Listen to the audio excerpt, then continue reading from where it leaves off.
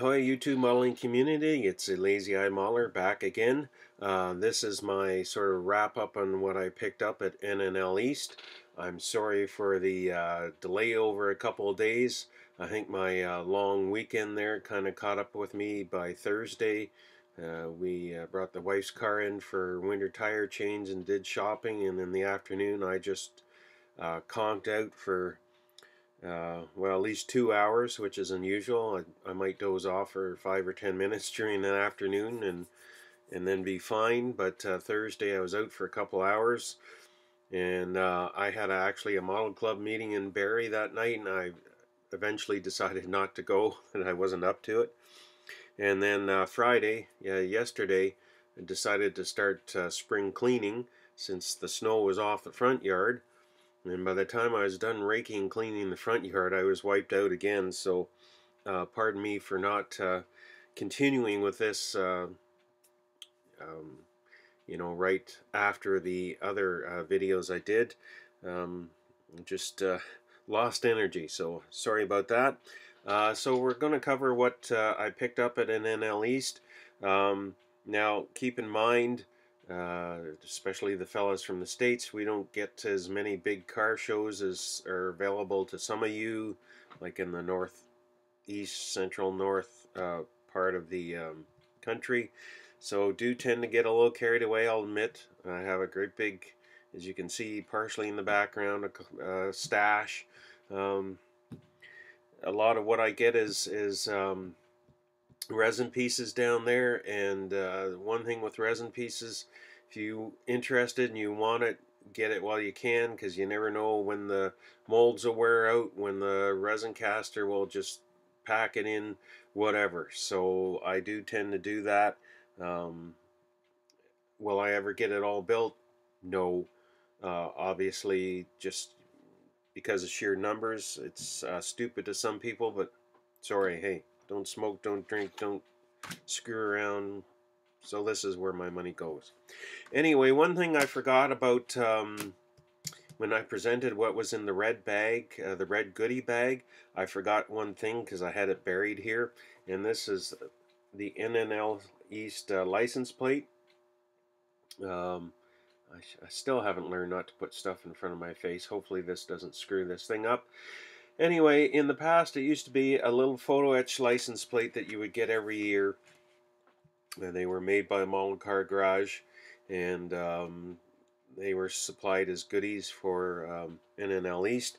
That was not the case this year, so they had this great big plate, and that was really kind of cool. It'd probably go on the wall somewhere here in the shop.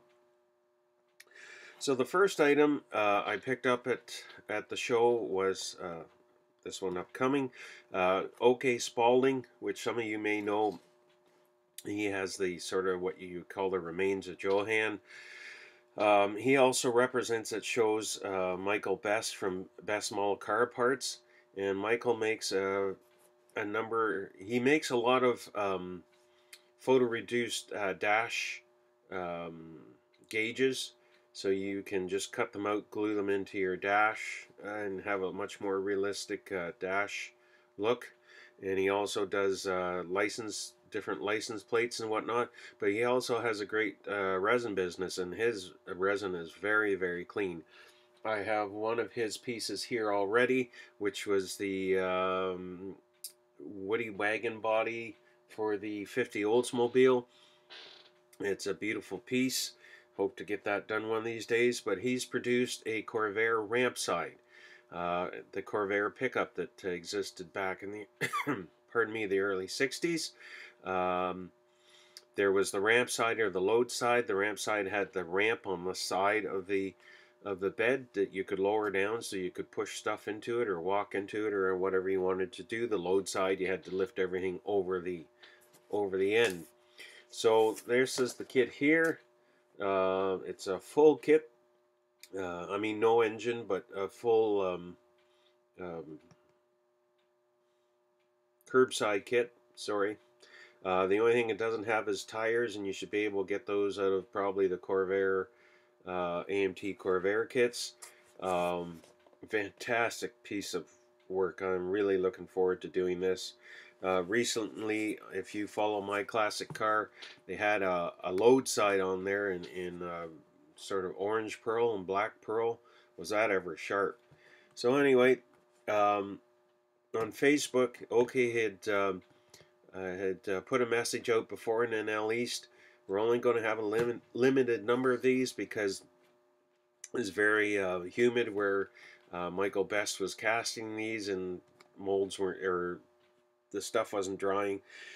So he said, you know, if you want one at NNL East, put your name in. So I put my name in and I said, you'll be the first one I go to. And that's exactly what I did. In my other video, I showed the layout of the vendors' rooms, and I knew approximately where he was. And the minute the doors were open, I made a beeline because it's like it's first come, first serve, even if you put your name on it, because there was no money, you know, put out there. So that's the first place I went, and I was thrilled to get this kit. And so hopefully you'll see that sometime soon. The next stop I made was C1 Models. Now, if you guys follow Mr. Mini Dreams or probably George Ramos or Pete at ScaleWorld.net, sorry, I'm having brain farts here this afternoon. Anyway, you're probably aware of them, and Mr. Mini Dreams has built one of these that I got. The thing I really wanted is this, the Beetle van. You've probably seen, if you follow the Volkswagen scene at all, you've probably seen this conversion done on Beetles, and I love old Volkswagens. My grandfather had one, and I've had a love for them ever since. Anyway, this is a conversion kit for the Tamiya 66 Beetle to turn it into a van. I'm not going to open it up, but it has the body as well as a bunch of other parts to go with it. The other thing I went there, I really wanted to get that I saw on the C1 site, and I think he mentioned also on Facebook that this would be a limited release initially because he was just getting them cast. This is a new kit for him. They're just getting them cast for so he could bring some to the NNL East, and that's this Chevrolet Camaro shooting brake. So that takes the AMT kit and turns it into a wagon. And I happen to love station wagons. I just thought the prototype looked so cool. So I was happy to get there early and pick that kit up. And while I was standing there looking at the table, I saw this little conversion kit. Now, if you watch Mr. Mini Dreams channel, you know he did this build up, and I think his version was at NNL East. I think Pete had it out on the table. It's a great little conversion kit. I look forward to building this up. I have one of these pickups in the stash. I don't know where I'll get the wheels and tires. I'll have to check Mr. Mini Dreams channel and see what he recommends, or get in touch with those guys so I know what to look for. One of the other stops I made pretty early was to go visit Lee Hartman and pick up back issues of Classic Truck Modeler. Pardon me, I got 2 issues last year at Salt Lake City. I really enjoyed them, so I really wanted to pick up the issues from then till now. I was happy to get, I've got 4 here, but I have 2 or 3 others spread around the house because I'm busy reading them. It's a really well done magazine if you're interested in truck modeling, and even if you're not, because I'm actually not a big rig or large truck modeler per se. I have, you know, maybe half a dozen in the stash, if that. But the writing is well done. There's lots of great hints and tips, stretching frames, you know, different scratch building ideas. So if you're interested in that, go check out Classic Truck Modeler magazine. They're on Facebook. They also have their own website, so I would say check it out. I was thrilled to have a chance to pick these up, have a chance to talk to Lee and his wife for a few minutes, and I saw him later in the day. He didn't do as well as he had hoped, but I hope he did well enough to come back again. And I'll be talking to him about subscribing. Per issue is kind of expensive. The mailing went up on them, but he was mentioning if you're not in a hurry that he could do a three issue thing that will make it cheaper. So I might look into that. One of the other places I went early on is, I could make a long story out of it, but let's just say a friend showed a picture of some decals he was getting for NASCAR, and it sucked me in. And so I got this sheet, which is the peak sheet for Dave Blaney's 2018 Fusion, the number 12 Menards. This goes on a bright day glow yellow car. So you just paint it that color and then the decals go on. It makes for a real eye-catching car. And after I saw that, there again, Mike from Mike's Decals posted that on his website, and a friend had already asked me to pick some up for him that he was putting an order in. And then I went to Mike's site and I kind of went down the rabbit hole, so I ended up ordering more. I ordered this sheet for the Hooters car, driven in 2017 by Chase Elliott. And then I ordered this sheet that was a throwback scheme that represents one of his dad's earlier cars, one of Bill Elliott's earlier cars. And that was pale blue with the dark blue numbers with the red pinstriping around them. And I thought that just looked so cool. I mean, last year, before I even knew Decals would exist or anything. So I picked that one up. Now the only problem is I don't have donor cars for that. Apparently there were some of the Chevy SS Chase Elliott models there at the show, but I didn't see them. And by the time I checked all the places where people said, oh yeah, this one or that one had them, they were all gone. And apparently Model King, that had the most of them, there was at least one guy that bought a full case of them. So really didn't stand a chance. And by the time late in the day I went looking, when people told me where they thought they were all gone. So I've got to try to find donor cars to do those two schemes. And the last one I got is this is Clint Boyer's number 14 Mobile 1 car. I had to get this sheet, but I want to do this one, which is the Danica Patrick car. It was white with a green stripe along the bottom, just a different look than the gray and the blue that the kit comes in.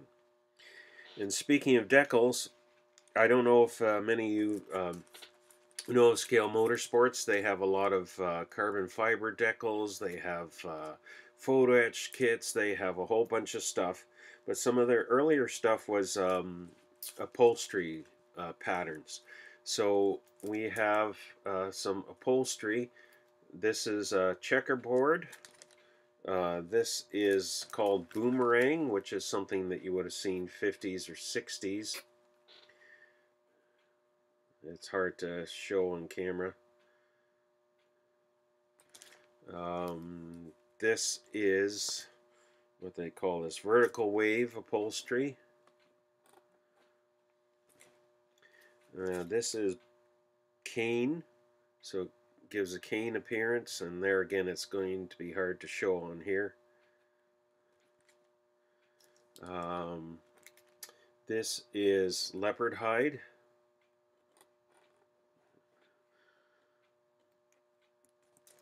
And we have elephant hide upholstery.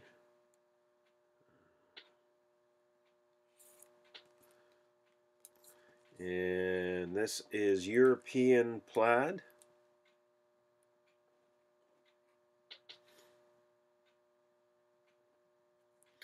And this is a camo scheme like what they use on prototype cars and whatnot. There again, Scale Motorsports, the reason I picked this stuff up is he's shutting down the business, and nobody's sure if somebody's going to buy it or not, so I took advantage. There's a lot of other stuff I would have liked, but although it doesn't seem that way, I restrained myself. And I just noticed in the the bag with the NASCAR stuff, I also picked up the 2017 Goodies sheet to fill in decals that aren't on, they don't come in the kits. We picked up resin-wise, this is from Jimmy Flintstone. This is called the FD Tanker. So it's meant to be used with the Foose FD 100 kit. I just thought it's kind of a really cool look to it. So it's a heavy piece. It's a heavy piece of resin. Going to have to come up with a way to stretch the wheelbase and have dual wheels in the back, as you can see it's kind of designed that way. Very neat piece.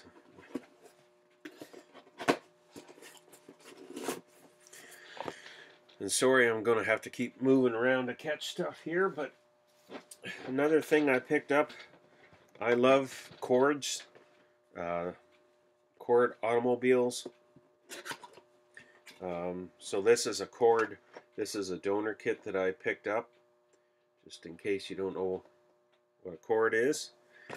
And then a fellow named Bob Shelton produces all sorts of different bodies for cords because he loves them too. And this is a, it's going to be hard to show in here, but it's a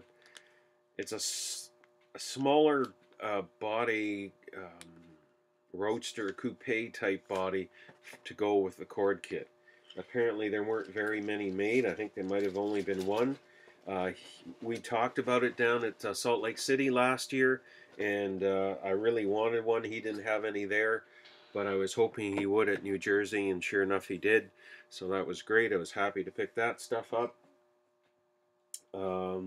So I picked up donor kits. So this fusion kit, Danica Patrick fusion kit, will either build the Danica Patrick decals that I showed you, or I'll be using it for the Ryan Blaney decals that I showed. I love this FD 100 kit. I really hope that if Revell sorts things out, they keep making these, because I see more of these in my future. But I picked this one up because I bought this Jimmy Flintstone FD tanker.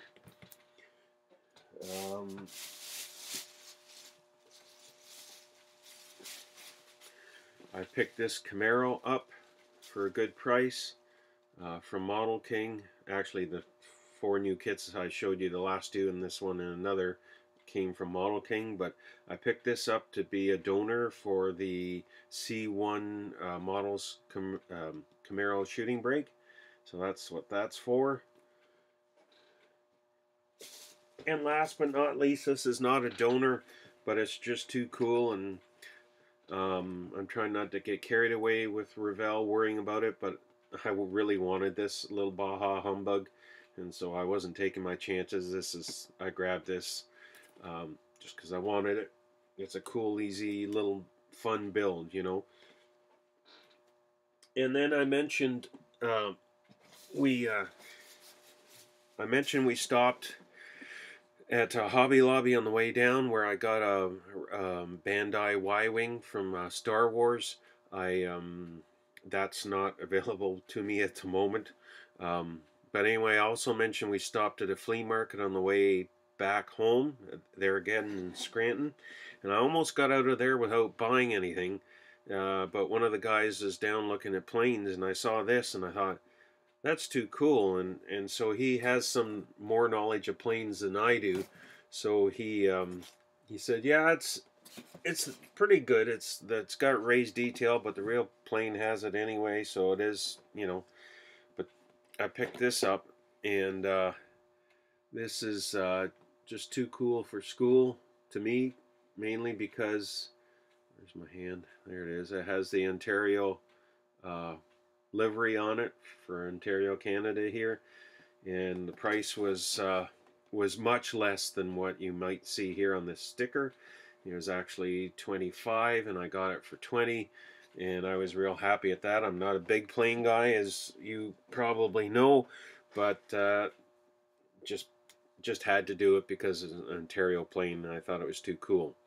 So I think that covers everything. I mean, I know it's a lot, and I know some people freak out about it, but hey, sorry, it is what it is. Um, you pick this stuff up when you can get it. That's my view, and we don't have as much choice. So we don't have Hobby Lobby up here and whatnot. And Michaels, no offense to anybody that works at Michaels, but they basically suck. Like I've said before, the ones near me, model wise, I haven't seen a reset in a year and a half. Like it's all old stuff. So anyway, we take advantage when we can. So thanks for watching this. If you're bored, I'm sorry. If you don't like people spending that kind of money on a hobby, I'm sorry. That's my life. Like I say, I don't spend on much else. So anyway, thanks for watching. Give it the thumbs up or the thumbs down, whichever you want to do. Subscribe. And just keep enjoying this hobby of ours. We'll talk to you later. I'll be doing up the photo videos this afternoon, and then later in the next week we'll be doing the entrance into the Chevy Truck Month and the Muscular Dystrophy build. Thanks for watching, guys. Talk to you later. Bye now.